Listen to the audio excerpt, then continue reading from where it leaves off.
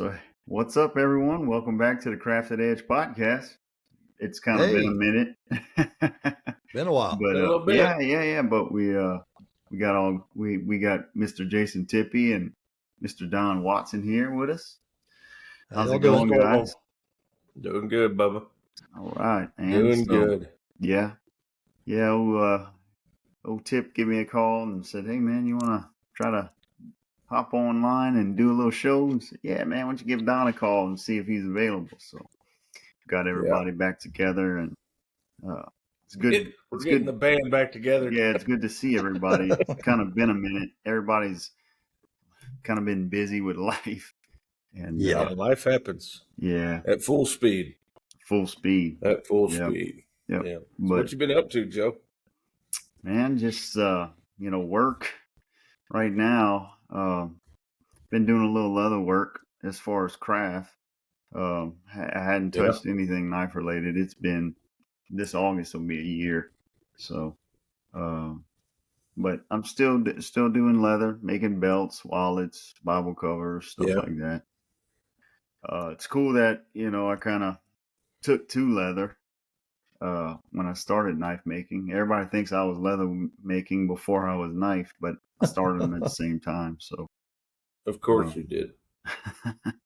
and I just liked it. So when you like something, you tend to get good at it and progress in it, and so that Yeah. it just happened. So, but other than that, man, not much. Not much. I ain't been doing a whole lot. Staying busy with work. Got a new job last December, and it's been wide open. Yeah. They kind of threw me in there and said, "Here, figure it out." And so Yeah. that's what I've been doing. I've been figuring it I out. understand that. Yep, figuring it How out. did you And get it figured out? I think so. I hadn't got any negative feedback from them, so I guess Aren't you in charge yeah, technically at that job? I Okay. am a man in a managerial position. Okay. Yeah. Well, I was just uh, clarifying for the viewing public that the guy in charge is figuring figuring it out. Figuring it out. It's good to know. No, Good to know. no. Y'all hired him? I have a background in what I'm doing, which is construction, but Yeah. I grew up in it, so my dad Good was a deal. general contractor, so it's just different. That's awesome. I'm saying what I meant by that was the way when I was growing up doing it is way different than the way they do it now. Yeah, so Yeah. it's just me having to learn how to adapt to it, but Yeah. yeah. That's cool. So, how about you, Jay? Tip? What you been Oh, up to? well, I've been seeing you post it's pictures. You and Don 90 to nothing. posting Instagram pictures. Yeah. And, Haven't been doing a lot of custom work lately. I need to. I've got a few of them. At this present time, I've got like 80 blades in my shop that need to be finished. I've gotten that's customs, or that's just no, it's Yeah. just all together. I think like maybe 4 or 5 of them are customs. The rest of it's Okay. all production I was like, stuff. man, So, that's a good problem to have. well, we knocked another. I think I just knocked 25 out, and I've still got about 80 left. Oh, Yeah. So that's good. got a That's lot of good. stuff to do. It's just finding the time to do it, and between helping, still working up there at Rustic and doing that, and between that and the church and kids and life, just it proves difficult at times to just get out in the shop and roll with it.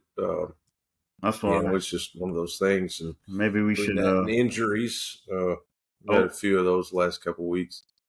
So just throwing this out there since the thing is, if you're going to use a surfacing machine, turn it off before you go to clean the chuck off. Just FYI.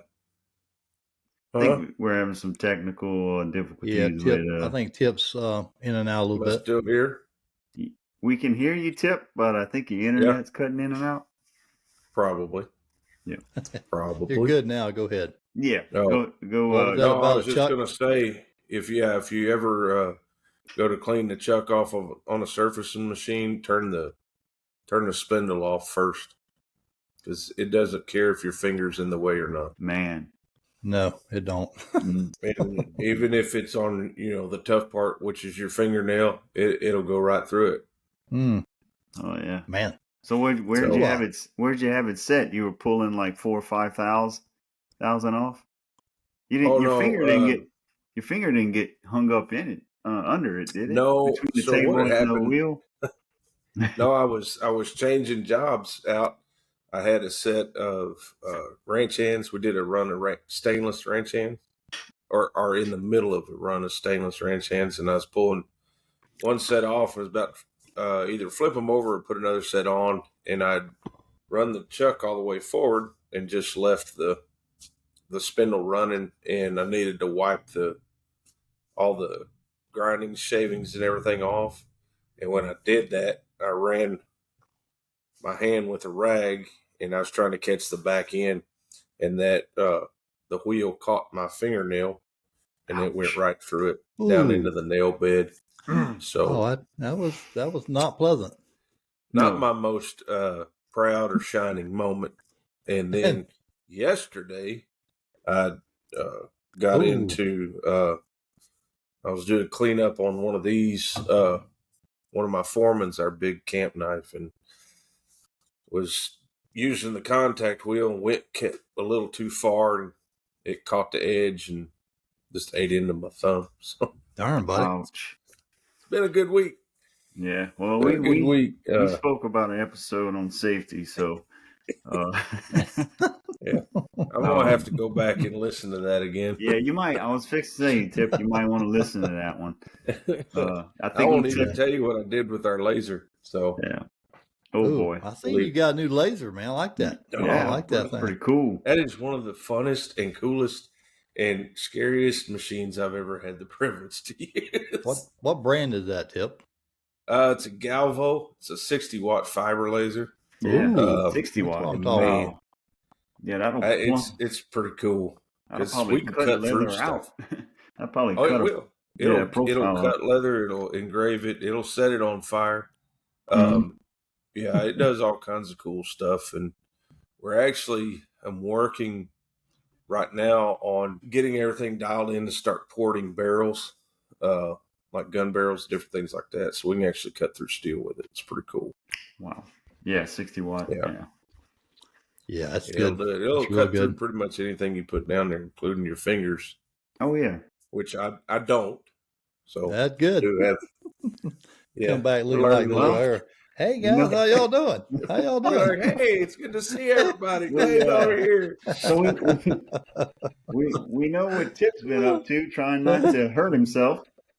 And failing miserably, apparently. Yeah. How about you, Don? I seen you've been posting some Instagram pictures. Yeah, I've been doing little knives, working around the house. It's time to get that pool. Grandkids wanting to swim. Oh yeah. Just enjoying life, man. I tell you, man, all my life, I know in my trucking career, is always having to get up, 10 o'clock at night, 11 o'clock, noontime, just all sorts of hours, but usually getting up early in the morning, going to work and being gone. I was gone for many years. And then when I came back to a job that I had with the same company, but I started being home every night and having to get up at midnight and go to work and work till 2 o'clock, and then, doing that. And then when you retire, you're still on that mode because as a truck driver, getting paid on what you do, not hourly, not a salary. You get paid on the miles you run, right. The hooks that you hook. So when I retired in 21 June, it took me a while to get out of that go, Mm-hmm. And when I was on the road and come home on the weekends, I was up.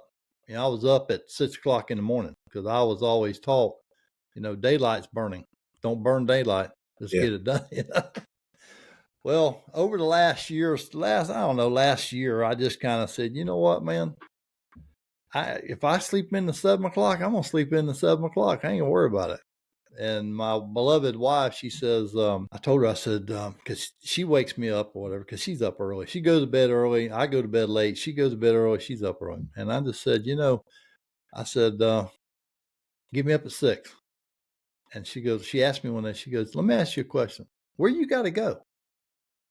Where do you have to go? And I went, well, nowhere.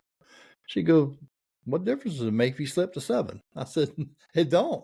I just don't like burning daylight, man. She goes, well, you burn a lot of, he said, you got up a lot in your trucking career. So if you sleep in, sleep in. So if I sleep in to 7:30, it don't bother me. I don't feel guilty. I used to feel real guilty. If I didn't get up and get in the shop or do something, I felt really condemned that, hey man, you wasted your time. Because in the trucking world, when I was working for the company, I only had a day and a half off. I spent Saturday cleaning the yards up, doing what I had to do, and then Sunday was church and then family, and I'm back at work that night on Sunday night. Yeah. So I felt guilty if I didn't get anything done that weekend. But I don't feel that way anymore, man. That's good. I don't feel condemned anymore. But no, I've been working around the house here, getting the pool ready. Just enjoying time, enjoying a vacation with our families. Making a few knives, trying to stay motivated, Man, that's I ain't had Joey started this new job. I used to talk to him all the time, but he's a management now, see. And it's kind of hard to talk to him and keep myself motivated. But no, life is good and God is good. Amen. Yes, sir. Amen. That's awesome. Amen. That's awesome, man. That's all. That is awesome. Yeah. Don was just saying that. He's like, man, I miss talking to you. I said, yeah, buddy, I miss talking to you. It's like, I don't know when to call you. I said, man, just call me, man. If I'm not doing something, we'll talk. Yeah, staying motivated. That'll be an episode for for another time. How to stay motivated as a maker. Yeah, well, I mean, as I said before, having to move all my equipment and stuff, been tossing around all kind of ideas of setting up in the garage. Then like, no, that's not enough room. I'm just gonna build a shop, and so that's kind of that's kind of the plan. And I've been working toward trying to make that happen. So, unfortunately, I hadn't been touching anything knife related. But I'll get it once I do. I'll get it. I'll be back at it. I just remember one thing: when you go to build a shop, build it bigger than what you think. Oh yeah. Oh, you told me always that. Build, always build it bigger. You first told me that, and I have it drawn. I have it drawn on paper. I made up plans for it. So that's if you got the room, in your yard or whatever. But yeah, and that's another thing. I got to do some site prep to make that happen. But I got to take some trees out, move the fence, do stuff like that. But yeah. So that's kind of the plan. That's what I'm sticking with. So, because that's a good deal, I don't want to just set something up, and it not work for me. I need it to work. So, that's kind of the plan. Yeah, just take your time, man. Figure out what you're gonna do. And when I built my shop in '93, when I moved this place here, the first thing I did, I told my wife, I said, you deal with the house. It doesn't matter to me because I'm on the road. So you're the one that's got to live here, right? If mama's happy, I'll be happy.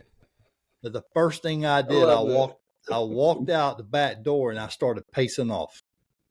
Yeah. And I told the real estate, I said, if I ain't got a room to put in at least a good sized workshop, we ain't buying. So she goes, okay, we ain't buying it. So I walked it off and everything, and I said, well, mine's like 24 by 25, and I had trees and stuff like that. And I said, I think this will work. And then now, of course, I'd have built it if I had room, I'd have built it bigger than that, man. You know. Yeah. But I mean, I wasn't doing the stuff I did back then, 92, 93. I wasn't 92. I was not even. I had a 4-wheel drive pickup truck that I like to work on. And I always wanted a place I could pull it in and, change the tires, work on the engine and stuff. So, but yeah, always build it just a little bit bigger. Yep. Yeah. And I you can. remember you telling me it, and that's what I did. So my next door neighbor has a 3-section workshop that's directly behind my house, and I'm praying that when he finally decides to sell it, that he'll let me have that or let me buy that from him, because that'd There be you go. cool. oh yeah, and it's right there He's by your building house. he's building like a 36-foot bay boat in there. I mean, the thing's massive.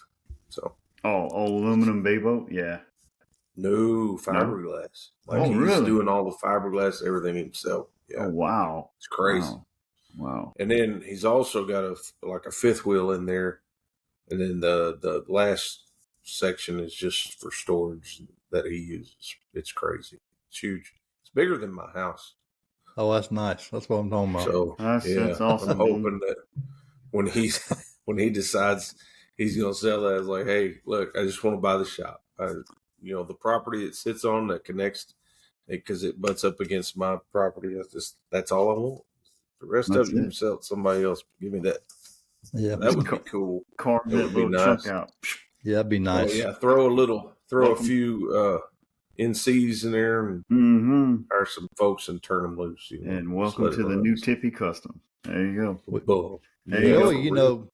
I mean, I know our segment ain't talking about building shops, but I was just thinking, you're at the age now where I was 29 years old when I built my shop.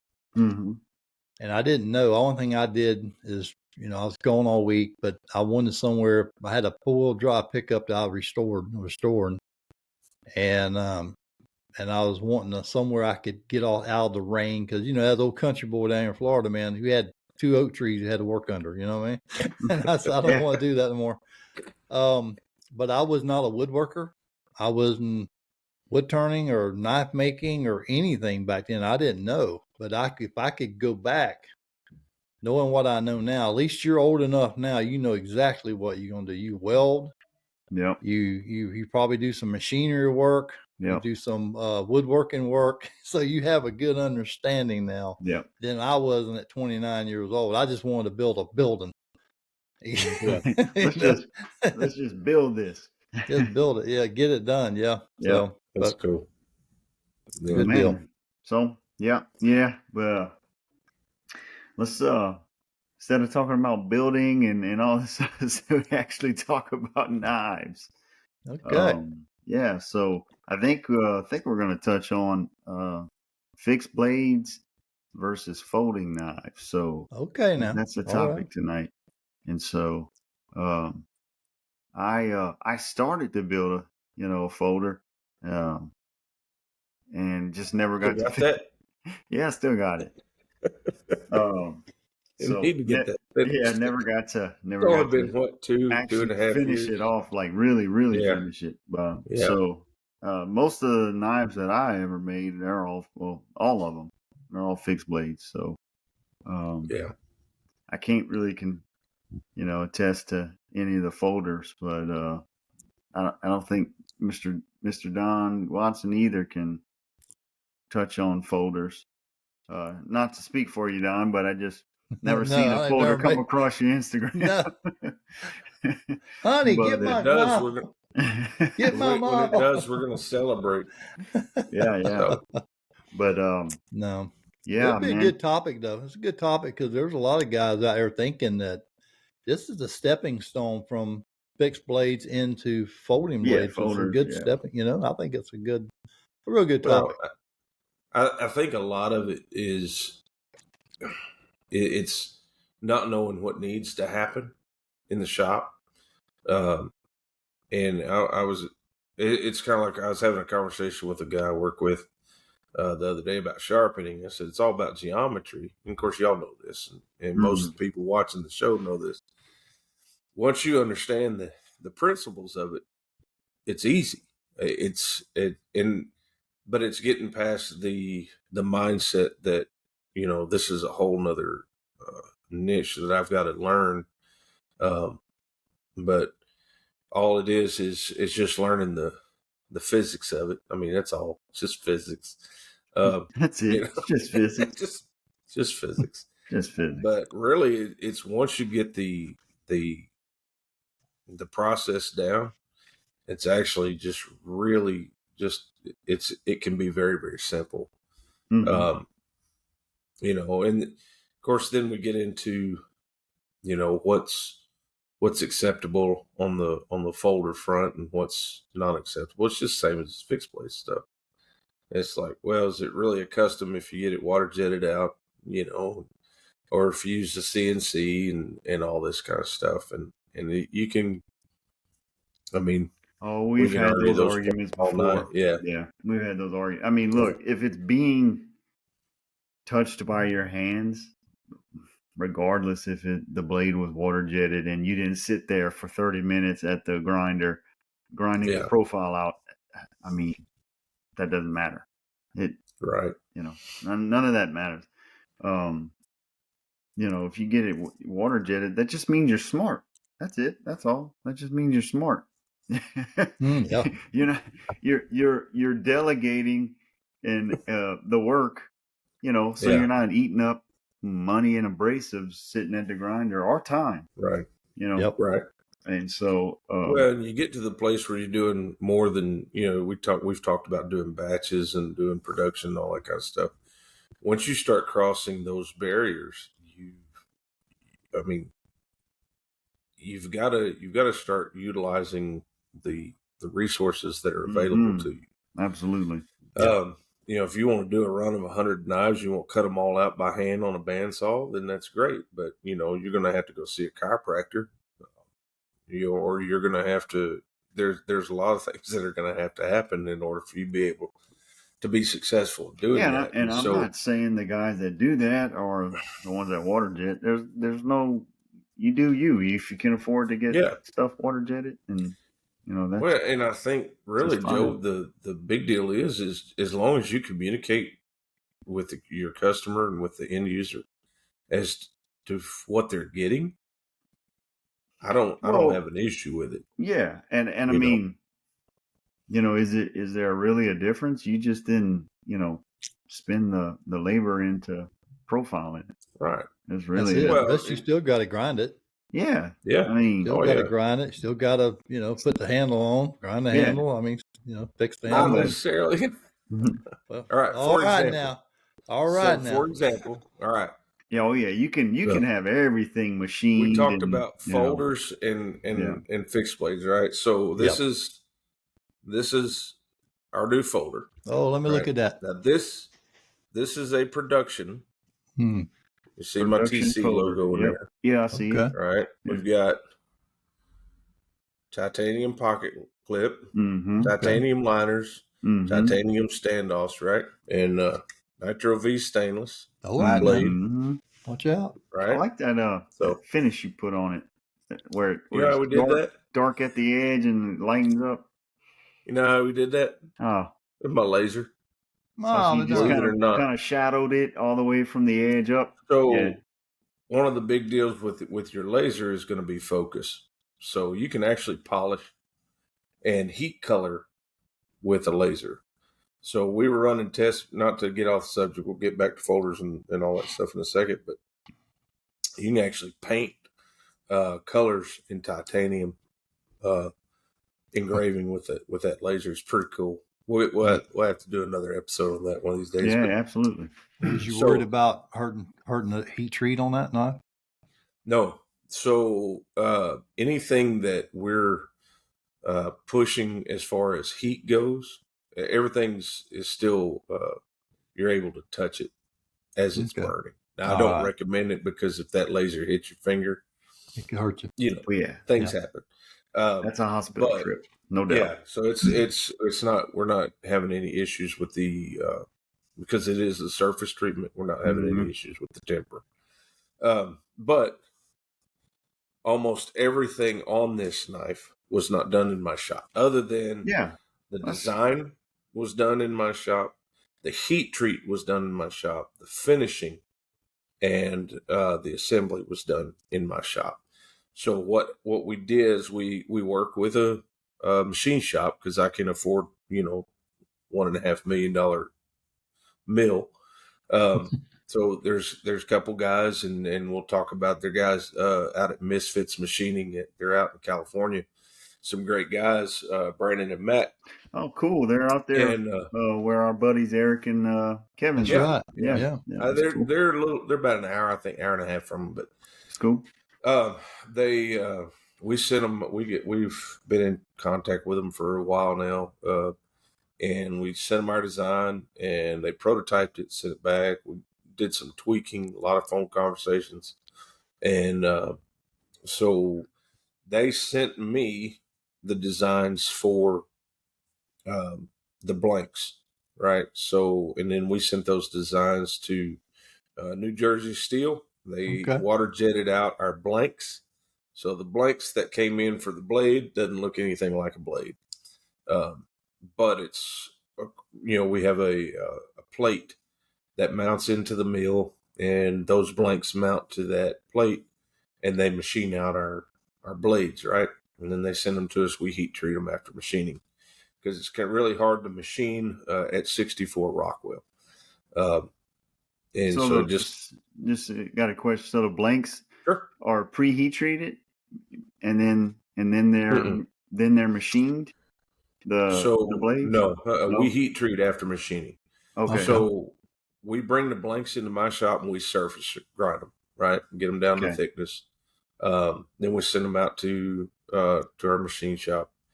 They machine it and then they send it back in to us with the liners and with the handles. And after we get everything back, we heat treat. Of course, we wrap it in stainless steel foil. We'll go through the same heat treat process we would for any of our fixed blades.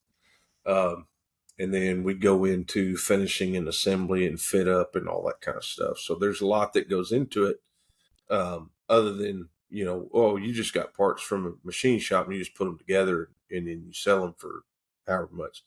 It's a lot more than that because we get them in. We still have to clean up the scale, um, or not necessarily scale, but you understand if you've ever heat treated stainless steel, you Oh got to do yeah. the cleanup, you got to do all that stuff. We still got to fit them. We still got to make sure everything's working right. We got clearance, make sure there's no issues, make sure that all of our parts that we're getting in, our washers are the proper thickness, that our standoffs are the proper thickness. We get our standoffs from Tie Connector. Steve up there in Montana, they do a phenomenal Mm-hmm. job, and we love their stuff. And it's consistent. What It looks good. So it's been working really really well. We've got another 15 or so that are going to be out available here in the next couple of weeks. So, and then our pocket clips are made by Lynch Northwest out in Washington State, and so there's a lot of craftsmen involved in it. Just not everybody's in my shop when they're doing it. So, but the designs, ours, all of the work is from people that know what they're doing.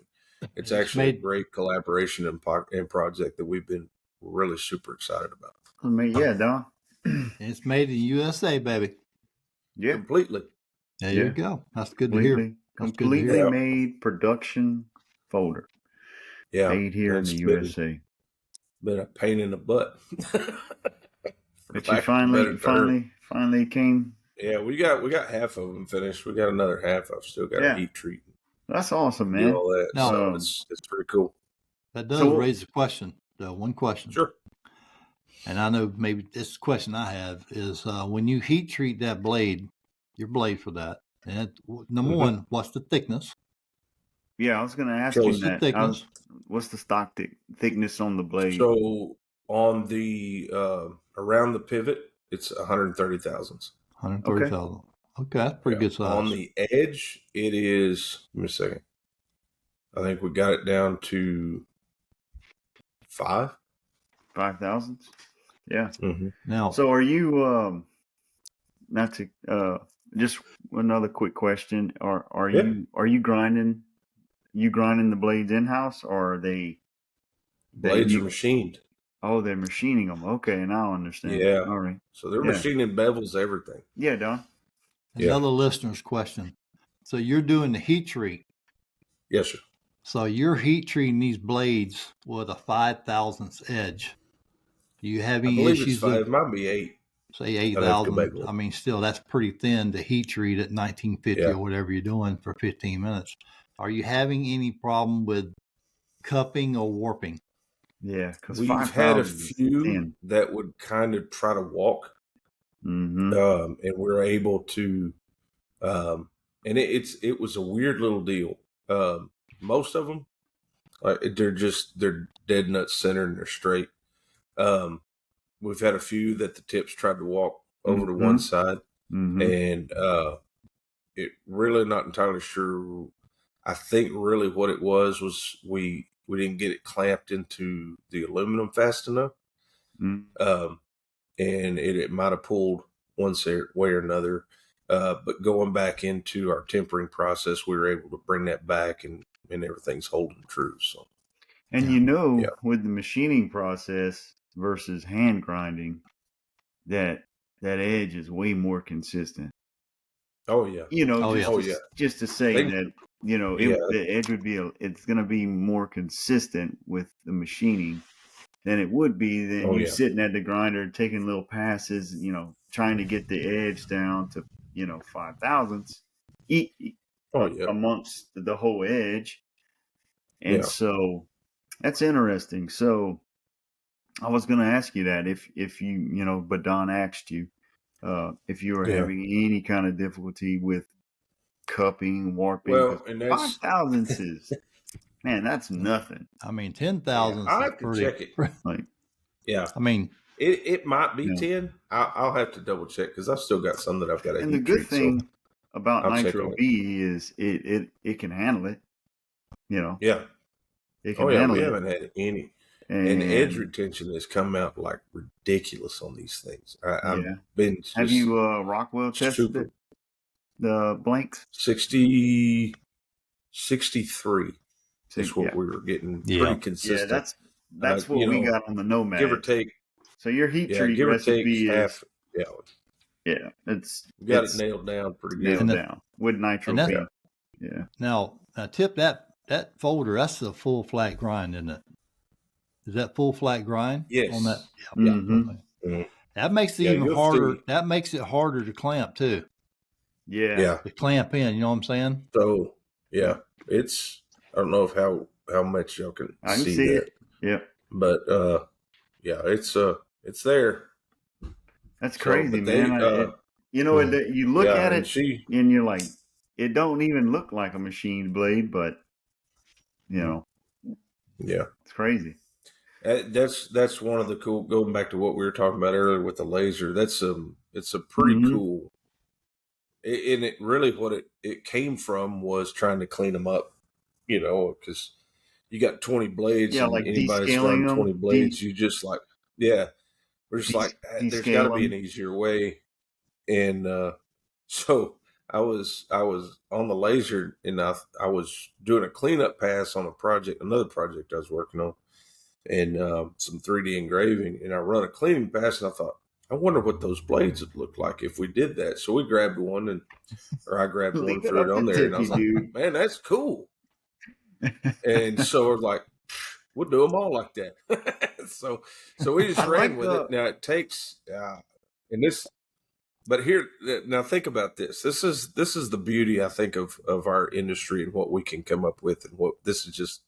And I'm not saying I'm innovative because I'm sure somebody's done this before, but you're working on something. You're like, hey, maybe this will work. Maybe this will try it. Each blade took about 6 minutes to clean up total, both Okay. sides, and we just flip it over and run it Both again. sides. And I've actually got one that I was playing with that I'm getting blues and purples and everything out of it. And going back to what Don said earlier, is where you worried about temper. The thing is, it's just a few thousandths of an inch thick on the surface. So once we go to, and we do this pre-sharpening, so once we go to sharpen it, we're not having any issues with edge retention. So That's good. it's actually been pretty neat to start playing with all this kind of stuff and just Yeah. kind of pushing the envelope of what we can do, and just, I don't know, I'm having a ball, and I Well, get that's to play with awesome. a laser. So Absolutely. yeah. Well, So, but that's the thing of, kind of cool. go Go ahead. ahead, Tip. Go ahead, Tip. I was just going to say it's kind of cool how you I'm how I you was thought just of going to that. say, well, my brain, I've been accused of thinking a little different than some folks, and that my brain Really? works in a different way. And that's that. Yeah, I know it's hard to believe, Don. It is. It happens every once in a while. But my wife had me tested, and I'm okay. But we we can always push the envelope of what we're doing. And I Hmm. think, going back to the original topic, what we're talking about is, you know, because I started out making fold or fixed blades, and then eventually it was like, man, I really want to start making folders. And, thankfully I had somebody in my life, especially in this industry, that was willing to sit down and say, okay, this is what you do, this is what you don't do. This is how you can do this, and kind of go from there. And, once you start understanding the process, it makes it a lot easier, and you can start expanding that. And of course, we understand that, and we've talked about it on here before. Tooling makes a difference. There are some things that you're gonna need to get in order to do folders like I think you should. Right. And what I mean by that is not necessarily design work or anything, like just functionality. You've got to be able to, you've got to have a method that you're willing to perform to get, your backspacer to the right thickness and to the right flatness, um, in in correlation with your blade and your washers. Mhm. It's just that simple. You've got to. If you're doing slip joints, you've got to make sure your blade and your backspacer are the same thickness within a thousandths or two. If you're not doing those things, then you're going to get frustrated with it. And it's just like anything else. You guys, I did my first epoxy pour, Don, a Whoa, couple watch out weeks now. ago, and yeah, and I don't care for it too much. Uh, Now, did you call Don before you did this little I did project? not, because I didn't. Yeah, I was like, you if should I called have. Don, here's what. Oh, I should have. Oh, absolutely, I should have. And here's the reason I didn't call Don, is because Don would have told me all the right things to do, and then I would have got out there. It's like, well, I don't have the setup for that, and then I would have felt bad for doing it the way I did it. So I was like, well, if I don't call Don, I can't be See, wrong. that's a lot of That's reason. another way my brain works, and that's not Yeah. a good thing. See, for me, I'm just the opposite. Like, if I don't have the means of doing it right, I don't want to Yeah. do it. So, Yeah. and that's kind of I'm that way too, believe it or not. But there's some things that necessity is the mother of invention, Mm-hmm. and oh things yeah, needed to get done, so I just did it. Well, what was you yeah, pouring? yeah, yeah. What's What What was that? were you you trying? pouring? What were you Okay, pouring? so Yeah. um, if you go on our Instagram, I don't even know if I posted it yet. I may not have, but I did. It was a kitchen utility knife. So let me show you the backstory of this whole project, because it's really a cool project. Um, Apparently, there is a what's the word I'm looking for? Tradition Mm-hmm. that when a couple gets engaged, they bury a bottle of whiskey, right? And then the day before the wedding, they dig it up and drink it, and in hopes that it brings good weather for the wedding. I've never heard of it, but I'm not a I drinker never either. heard So, of that either. Mm. uh, so that's what happened with this couple, and one of their friends, who's a good friend of mine, um, took the box that the whiskey came in, which was like a foot and a half tall and about a foot wide, and got the box, and then the cardboard tube that the bottle came in, which was, covered in mud and dirt and all that stuff, but they got it and brought it to me, and they're like, "Look, we want this knife. Can you use the cardboard to make the handles out of it?" And I'm like, "Sure, that shouldn't be a problem at all." Um, Not knowing or thinking, "Hey, dummy, this thing's been in water and mud and was buried in the ground, so it's absorbed." So it looked like, a toilet paper roll that had been set out in the Louisiana weather for a month and a half. So it was all kinds of wonky and everything. So we took it, and so it was pretty cool. And I'll send y'all some pictures later. But actually, I may be able to show them on here. I don't know. But we took that, we cut strips out, and fit them into a form, and then poured epoxy on top of them, and then used that as the handle scales. Sure. And then we took the box, this big wooden box, which I'm not set up to cut, wood in my shop. I'm more for cutting steel. So it took me like an hour and a half just to cut the box. We won't talk about that. But this was actually, I don't even know if you can see that. Okay. Yeah, we can see it So now. that is the handle. It's still got the mud, still got the dirt on it and everything. It was pretty cool. That is And cool. then we cut the box to where the top would open, and we held it. We held it in the box with magnets. Oh, cool. So that was a whole project. That was just like a gift for this wedded couple. Yeah. So on their 1-year anniversary, Mm-hmm. they got that as their anniversary gift. So Well, it was a pretty cool project. But that's how I learned how to pour epoxy. So it wasn't any stress at all whatsoever.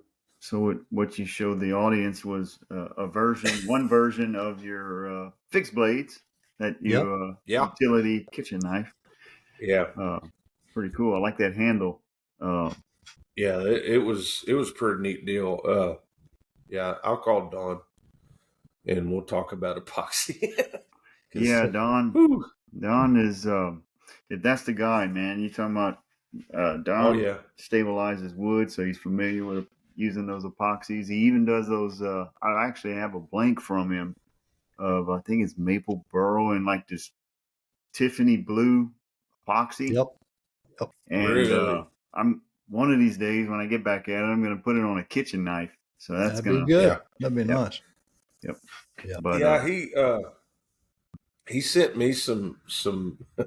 Yeah, I sent he some. sent you. He sent you that purple one. I was whining on the show about not getting any blanks from Don, and a couple of days later, a box showed up at my door, and I had to apologize to my friend for crying like a little girl. So yeah.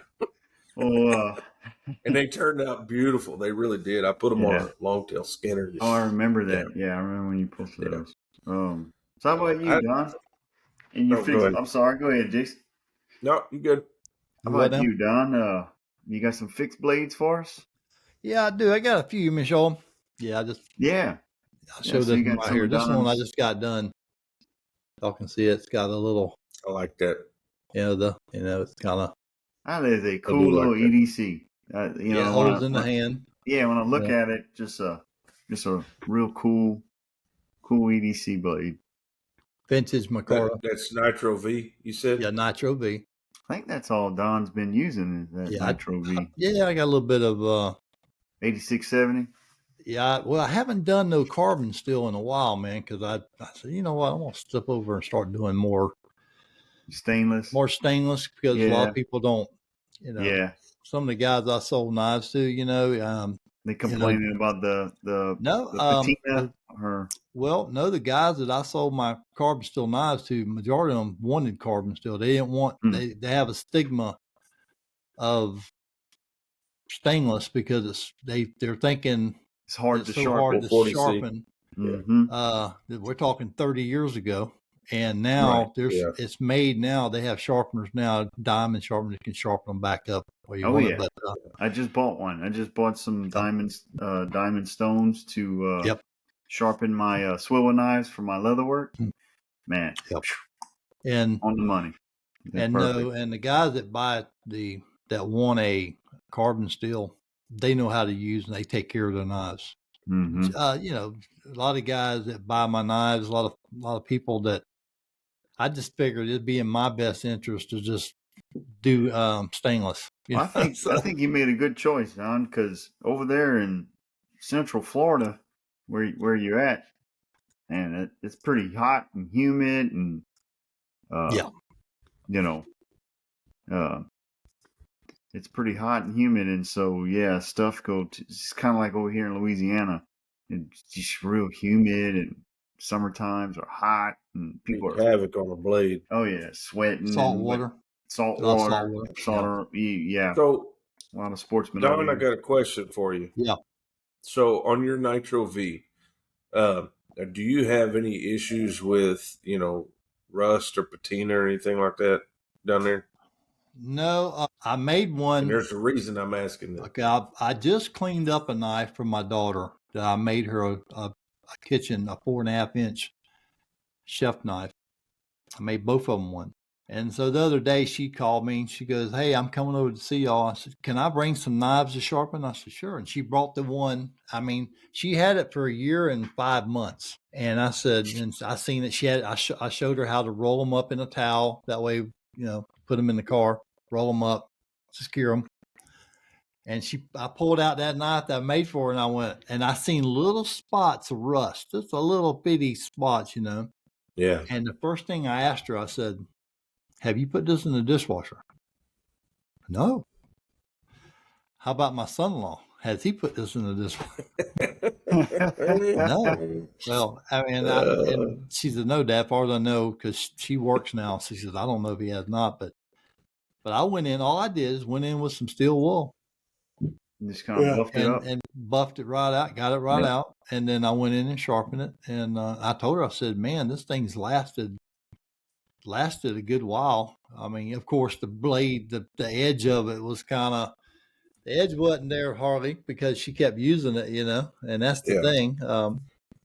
But yeah, I had little bitty spots, and I went, you must have left this in the sink, or because I've never had one of my So, knives yeah. rust. Have you? And I mean, the reason I ask that is because I crossed over to the dark side and I made one of these cleavers, and I've actually made two of them. And one of my good buddies has actually both of them went to good friends of mine, but Nitro V stainless, right? And one of them brought it Some back and he trouble said, with Tippy. "Man, this Tippy. thing's covered in rust." I think Are we still having issues? Yeah, Tippy froze up. There? Yeah, his internet connection is Yes, kind of yeah. going He'll down. come back. Here he goes. I think. Time now. Is he back? Am I good? Am I good? I can hear you. You just You can hear froze me? up on the screen. But Oh, okay. tell us. So, yeah, a buddy of mine, did y'all see the cleaver? We saw the Serbian, like a modern Serbian chef knife. Yeah, I hate that thing. And mainly because of how I did it, but he had some rust on it. Then I was going to clean it up for him, pull the scales off, and underneath the scales was like completely rusted out. I'm like, what in the world? So, but you saying something about the dishwasher? That's. Yeah. I'm not going to call his name out because I don't want to Well, embarrass him. here's I'm going to call him. That makes sense. Well, here's the other thing. Hey. Here's the other thing that you gotta. This is why it's so important, like on a kitchen knife, to get your scales super flat, and also the tang super flat.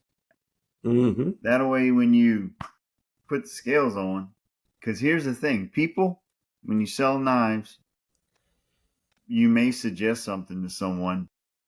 Don't put it in the dishwasher. Don't put it in a wash tub in the sink and just let it sit there. Yeah, all day. let it soak. Grandma did that. Grandma did that with the old hickory knives, That's right. Yeah, the and old that's carbon, why I've got a bunch of them that I got to fix the handles on. the old carbon steel old hickory Mhm. Oh yeah. knives with the Oh old black yeah, walnut handles, and Mhm. but on a custom knife you can't really do that. Like No. that's why it's really well, and this important to yeah and that and that's one of the reasons. Go ahead, Joe. I I'm was gonna sorry. say, why would you want to do that? You paid good, some really good money for that. So, you don't want to. That's why on stuff like that, like kitchen knives, I use screws when I can because Well, here's it. when it comes back to me, Yeah. I can. It's a lot easier to fix, And going back to this one, we're talking about fixed blades and folders. A lot of folders are held on with screws, but I've gotten to the point where, You're holding and on one to of the fixed reasons blades. I did screws with this is if you'll see the texture Mm-hmm. Yep. here. Yep. So how I did that texture on Nitro V was left it unwrapped when I did heat treat.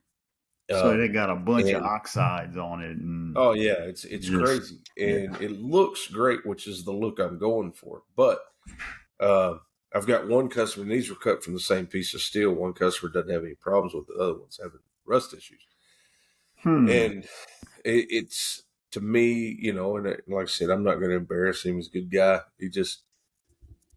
We do what we do, and you got kids, and sometimes, believe it or not, my kids don't do everything exactly the way I instructed them to. So it may have got put in the dishwasher. And the upside is it's fine, but when you start talking about kitchen blades and all that kind of stuff, and the opportunity for error when it comes to maintenance and care, I can remove 4 screws and I can clean up under the scales and clean the scales and do all that, and then put them right back on.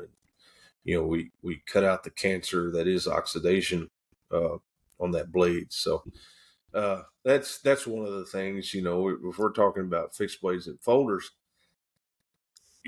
like on our hard use stuff, I want it to be able to be maintained without having to take it apart.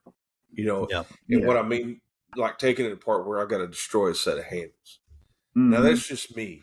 Now there's like some of the higher end fixed blades that I'll do, and I've done them a lot in the past. We'll go in there, we'll do domed pins, and Mm-hmm. so that's stuff. But it's not, more often than not, that's going to be sitting on a counter or in a drawer on a shelf or something. It's not going to be something that's going to be used daily, you know. So that's just my philosophy on it. That's neither here nor there, but so Good deal. yep, Yeah, Don. I always tell them it's the steel is called stainless. yeah, Yeah. It's But that's a stainless. good It will point. stain Yeah, less. it it'll will still stain. stain though. Yeah. That's It right. will stain. And it I only never be even thought about that, Don. That makes That's yeah. right. sense. It'll stain less. I That got it. and Oh, you could go into some other stuff. Nitro V isn't off the top of my head. I don't remember how much percentage of chromium it has in it. yeah. Is it like Uh, 13.2%? I don't know. Anyway, Yeah, I don't but remember either. you got some of sure. these super, Gucci steels, Magna Cut, and you know, all these Try powdered to be metal. serious on here, and we just can't do it. You gotta Yeah. But Gucci's and teeth. look, don't quote I me love it. on the Nitro V. I don't know off the top of my head, but um, and some are a little impervious to the elements as these other ones are. But in a fixed blade, yeah, I think Well, and here's the thing: you go to like Spyderco, they make a line of knives for saltwater, yeah, right? And Yep. they won't well, rust. yeah, yep. And we've had them come in, I've worked on them, sharpened them, and everything else.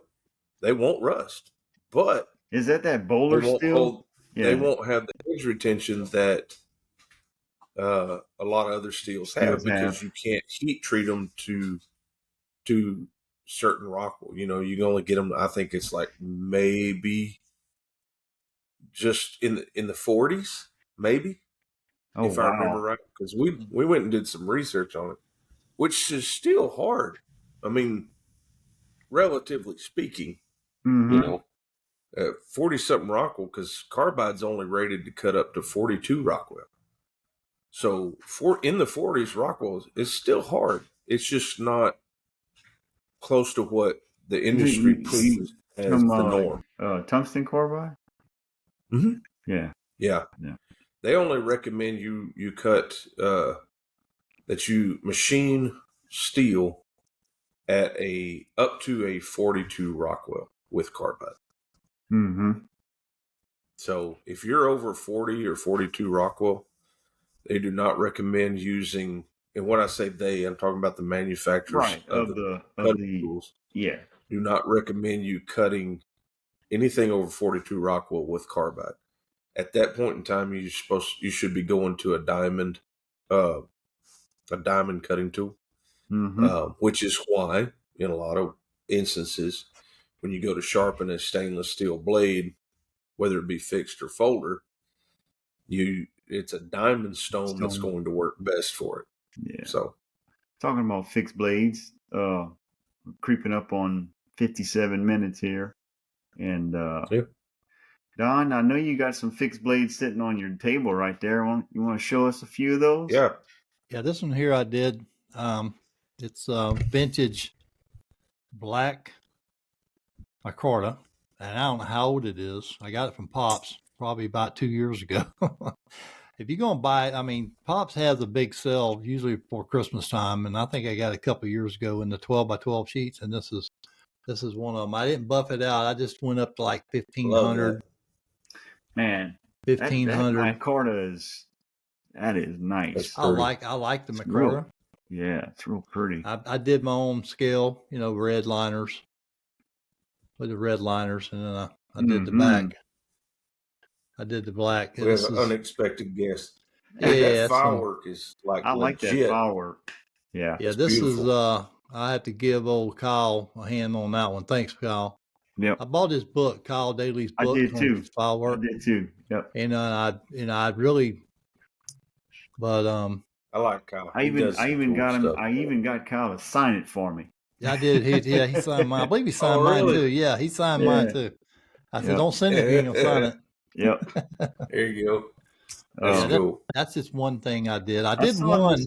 Yeah, I saw this one you posted with a blue handle on Yeah, the blue Instagram. hand on my Instagram, Don once in a while. Yeah, that one there, I did it. It's them scales came from Maker Material Supply. Mm-hmm. Yep. Yeah, and I that's like that. I like that profile of that knife. yeah, this right here. Yeah, this is my No, this. the one with the blue handle. Is it the same as that one? I think it is. Yes, Yeah. I Okay. believe it's the same one. I believe it's the It's the same same one. one. Let me Yeah. look. I'll look at it and see. It's But cool. Yeah. I like this It's one here. What I done, I took this one here and beautiful I blade. shortened the blade down. Mm-hmm. I wanted right at 8-inch overall, 8 inches overall. and I made it where to fit the hands Mm-hmm. better. Yeah. Versus, but That's a beautiful blade. thanks, man. Appreciate it. That Yep. is cool. Beautiful I love blade. it. Joe, you hadn't made any blades in the since August? Since last But August. you did say you did some leather work. Don't you I have some did. of that there? I did. That's mostly of what I've been working on is belts and Yeah. stuff like that. But I did a couple sheaths. Oh yeah, nice. Yeah, it's got an That's pretty. elephant inlay here. You can One of kinda these days, see you're going to have to show me how to get your stitches all straight. it's textured. You can see, but yeah, this is some Wicked and Craig leather, bridal leather, English Yeah. bridal. Mm, Been very doing nice. that Beautiful and work, brother. making some, just doing some tooling, little Western floral tooling. That's some nice work, brother. That's ridiculous. Thank you. But yeah, I've been Absolutely ridiculous. still doing the leather, stuff. So actually got that That's set up in the house. yeah. Well, I know. I'd like to ask one more question about folders. Yeah, If you don't sure. mind. We got time. Tip, you got time, buddy? I want to ask Oh you a yeah, couple questions. yeah, we're good. When I first started making knives, I used to, listen to a lot of podcasts, and a lot of the podcasters, there was one podcast, and I don't remember. It's been like 3.5 years ago, and Yeah. anyway, they were talking about folders. He went from fixed blade knives, and then started over into folders because of that. And I don't remember what year it was, but he was doing a knife show, and one of the guys come by his table, and he didn't know him. Come by and looked at his work, and they were talking. And he looked at him and goes, "Hey, dude, you need to learn to make folders. If you don't, Yeah. you're gonna be left in the dust." He goes, Yeah. "Dude, I don't know anything about making no folders." He said, "Well, how about you come down to my shop, spend a few days, I'll show you how to make them." So he did. Yeah. He ended up going down there and learning. And now this guy, that's why all he makes is folding blades. Who's And that? If you don't mind me asking. I don't remember the man's name. This has been, I just call a podcast. I don't even remember the podcast name, but my question is this. I know now that you have in the knife making world, you have different, I don't want to say, you have the folders, you have the guys that love that's all they make is folders, which I met one at a knife show. He does some beautiful work. Oh yeah. Yeah. And then you have your fixed blade guys that make fixed blades, and then fixed blades that have hidden tangs, and then you have Right. then you get the tactical style guys that run tactical blades. Yeah. And then tactical folders and stuff. So there's like 4, 5, 6 different genres of knife making in our knife making, Oh yeah, with the folders, you got guys that focus just on slip joints. They part of the whole slip joint mafia. They got, you got guys just doing liner locks and frame locks, but you're right, Doc. You're right. Yeah, and I was just wondering because what they were talking about was back in that day. I don't know how many years, it might have been 15, 20 years ago, but they had a movement of people making folders, going into the folders because everybody's wanting folders. And then it swung back around to fixed blades. So it kind of moved ebb and flow through the makers community. So I mean, one of these days I may try my hand at doing a folder, and just do it and see. You're absolutely right. I think what we need to, and it's just like, it's like anything else, I guess. If you find something you really truly enjoy to do, and you're able to do it, jump both feet in the middle of it. And there's really not much more as far as tooling goes that you'll need to make folders over fixed blades.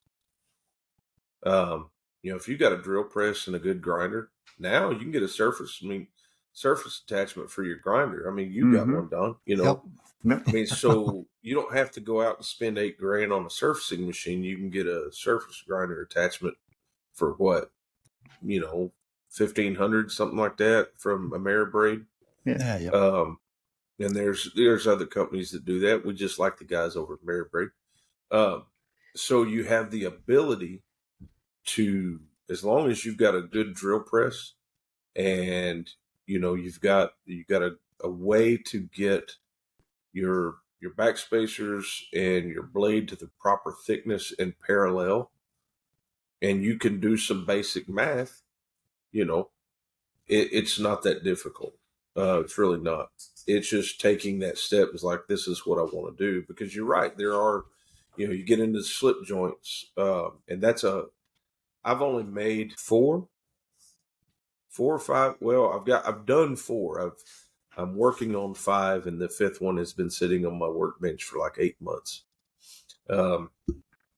Because I was having issues, but then you've got your what, when I came into it, Johnny Stout was and still is, probably one of the top gentlemen's folders makers, high end, full engraved bolsters, high end mammoth ivory scales, engraving, just all the stuff, the Damascus and all that. And then you've got course, the tactical guys, that are just rocking and rolling all the time. So you've got quite a few different avenues to jump into, and you kind of have to make that decision and decide, yeah, this is what I want to do, this is what I want to make. And it goes along, with the fixed blades as well. Am I doing tactical? Am I doing kitchen? Am I doing hunting blades? Am I doing, presentation blades? Or am I going to do a mixture of them? And I think that's really where our industry shines, is you Mm-hmm. can jump in and you can make a good quality fixed blade that's going to be a good user. And you can sit down the very next week and you can do file work. You can even take the same pattern and do complete file work, change your handle materials, blade material, and all that kind of, and you can do what many would consider a show quality piece.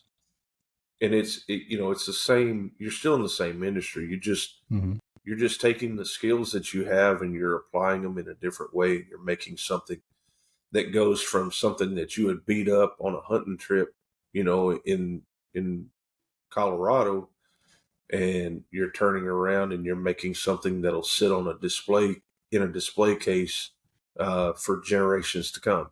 And I think whether you're making fixed blades or folders, you're making high end or users, I think that's where our industry, in and of itself really shines, because you can do it all. It just Yep. kind of depends on what you want to apply. Yeah. So Yeah. That's good. Well, I know. We met a guy, a young man, Jake McCoy. He makes them really nice. mhm. You remember him? Yeah, He was on another podcast with us, and yeah, Jake McCoy. He's out of, I think, Alabama. Man, he does some yeah, beautiful work too. I've Yep. heard of it. Yep. Yeah, Yeah. does some great. He just had a new baby Oh, too, man. So congratulations, oh, Jake, wow. on the baby there. Yeah, no That's kidding. awesome. Yeah. That's So, awesome. but no, that's the question I had about the folders. I know you have Yeah, some that they like folders and some Oh yeah. like fixed blades. So Yeah, there's, like I said, all these avenues you can go down, sticking just to liner locks or only doing frame locks. I know a guy that most of the folders he makes is just frame locks. yeah. And then you got your slip joint guys, yeah, a whole bunch of different avenues just in folding Yeah, I knives, mean, man. you just, Well, Golly, and because there's a lot my of different, goodness. Yeah. the way the folders lock is, it yeah, just makes in the the, mechanisms, and then you get you these know, guys that get into autos and button locks. Yeah. oh It yeah, just it gets crazy. crazy, And crazy. folders is a whole nother Yeah. beast. I But, And mean, I think that's where a yeah. lot of guys, get, and I don't want to use this word and I don't mean this as an insult, but I've been there. We get intimidated with starting something new. And it goes well, back to, in our industry, we've got guys that we can reach, or girls that we yeah, can reach out to. well, And that's the beauty of our industry, is like say, hey, you make a folder. Can you show me how? And most guys will open their shop up and say, yeah, come on, Yep. let's oh yeah, jump in. Well, me and absolutely. Joey started making a folder, 2 years ago? Yeah, we just Still never haven't got to finished finish them. it.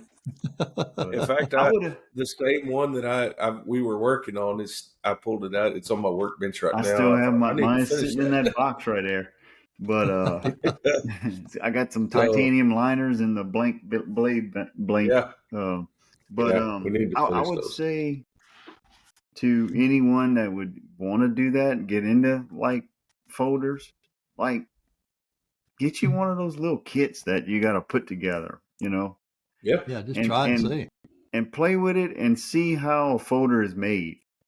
See yeah, how it goes together. See, you know, what this part does. See what this Mm-hmm. line, how this liner fits. And they do slip joints. They do liner locks.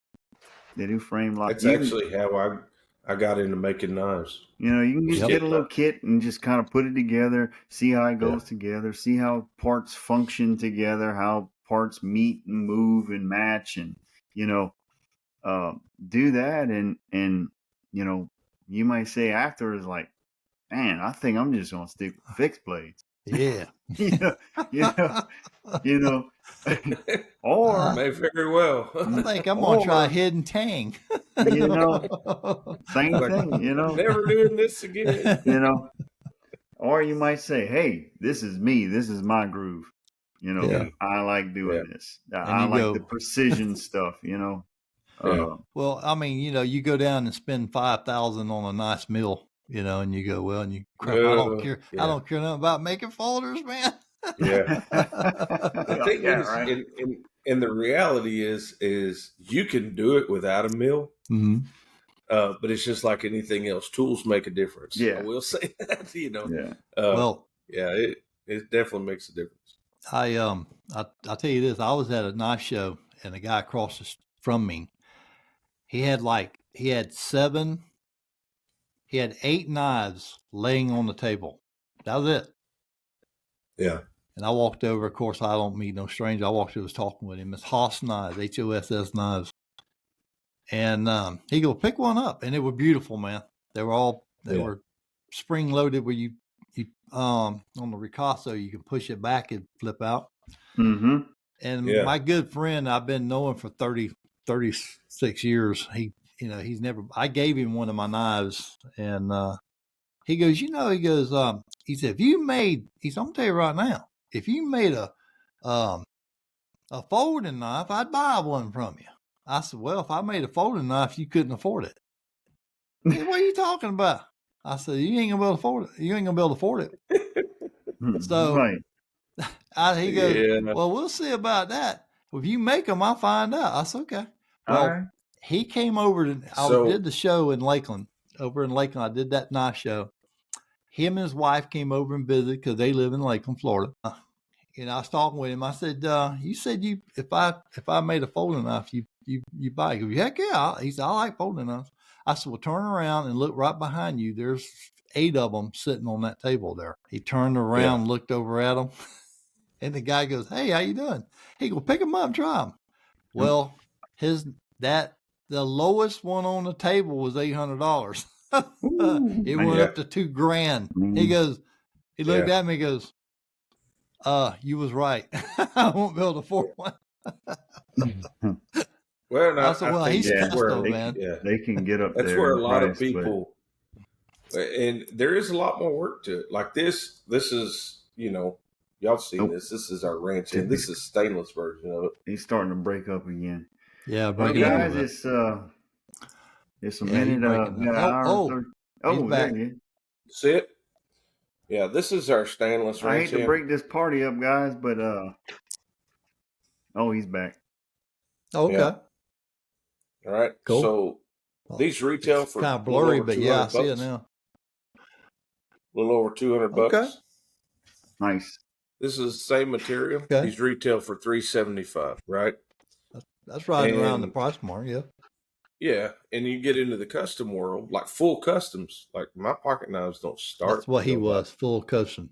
$400 or Yeah. $500 because Yeah, there's a lot of work that goes into it, and people, you know, I had a buddy of mine, and he didn't mean anything by it, but he said when you get them down to about 50, 60 bucks a piece, he said, then I'll buy one from you. I'm like, well, you're going to be waiting a long time, Bubba. yeah, I was like, that ain't gonna happen, but okay, I appreciate it. But we're used to it. We're consumer driven world, and we're used to being able to get what we want for fractions on pennies on the dollar. It just don't work like that.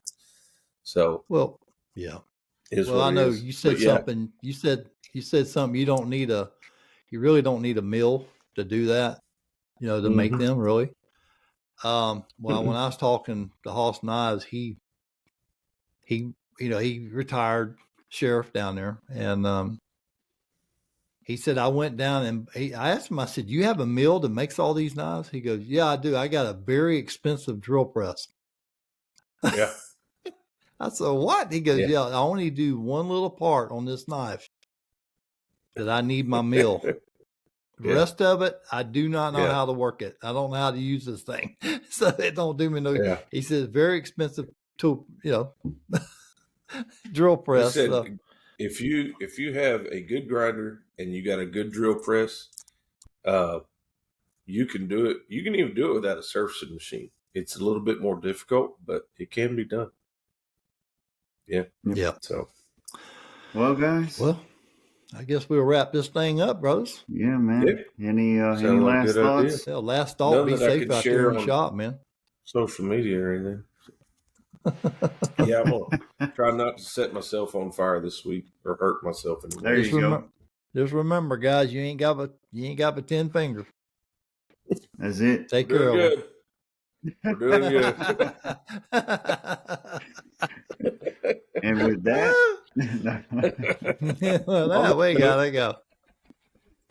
Oh man. Oh man. Guys, good No. to see y'all again. Yeah, it's good seeing you guys, and need to try to start doing this more often.